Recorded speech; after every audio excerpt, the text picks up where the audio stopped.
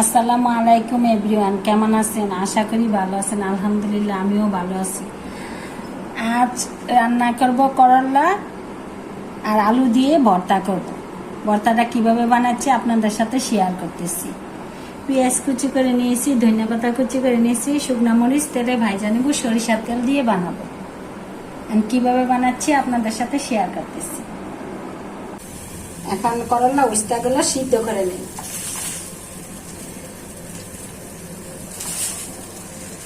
সাথে আলুটা দিয়েছি, একটু স্বাদটা বেশি লাগবে, আর তিতা লাগে না, এরকম ভাবে সিদ্ধ করে নিলে খেতে স্বাদ লাগে। এখন ভালো করে সিদ্ধ হয়ে যায়। কড়াইটা গরম হয়ে গেছে আর করলাটা সিদ্ধ হয়ে গেছে, ছাইকা নিচ্ছি। এখন মরিচ গুলা ভাজা নিব, সাথে করলাটা একটু তেলে ভাজা নিব, তাহলে ভর্তাটা থাকলেও নষ্ট হয় না।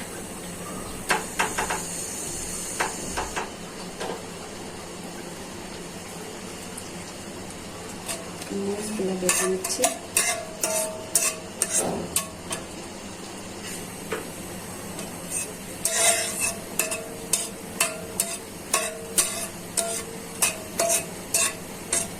মরিচটা ভালো করে ভাজা হয়ে যাক।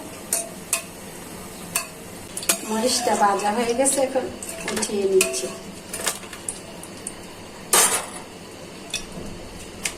আর শুকনা মরিচ দিয়ে সব ভর্তা ভালো লাগে, দেখতেও ভালো লাগে, খাইতেও স্বাদ লাগে।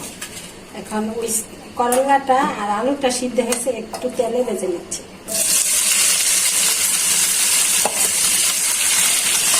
এটা ভাজা নিলে ভর্তাটা থাকে নষ্ট হয় না, খেতেও স্বাদ লাগে, তার জন্য একটু ভাজা নিচ্ছি। এখনো করলাগুলো ভাজা নিচ্ছি, এখন ভর্তাটা বানাচ্ছি। স্বাদ মতো লবণ দিয়ে দিচ্ছি।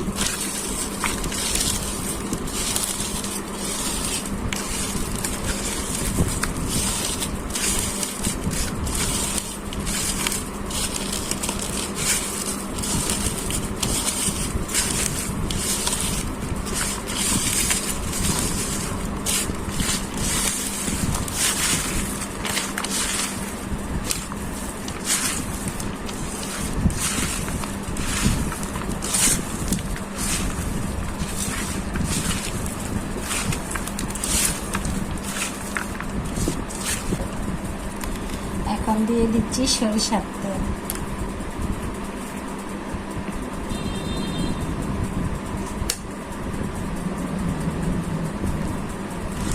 এটা একটা ভর্তার মতন খেতে পারেন, মরিচ ভর্তা।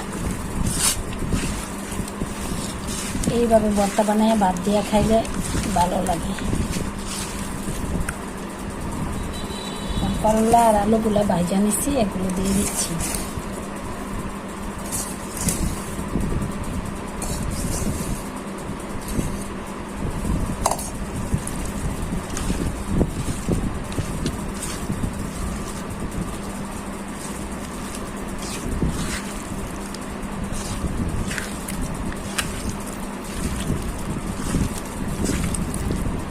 করলা পাতা এমনিতেও তিতা লাগে না, বা পায়া ভাইজা বানাইলে আমি সাথে আলু দিচ্ছি, আরও স্বাদটা বেশি লাগবে। আর সাথে হয়েছে ভাঙ্গানো খাঁটি সরিষার তেল, অন্যরকম একটা স্বাদ। বোনেরা এরকমভাবে ভর্তা বানিয়ে খেয়ে দেখবেন, এক প্লেটের জায়গায় 2 প্লেট ভাত খাবেন।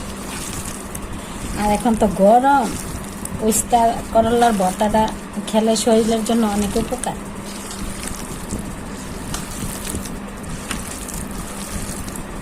একটু টেস্ট করে দেখি। ও মাশাআল্লাহ, অনেক স্বাদ হয়েছে। তো বোনেরা ভালো থাকবেন, সুস্থ থাকবেন, আমার ভিডিওগুলো বেশি বেশি দেখবেন, লাইক করবেন, কমেন্ট করবেন। আল্লাহ হাফেজ।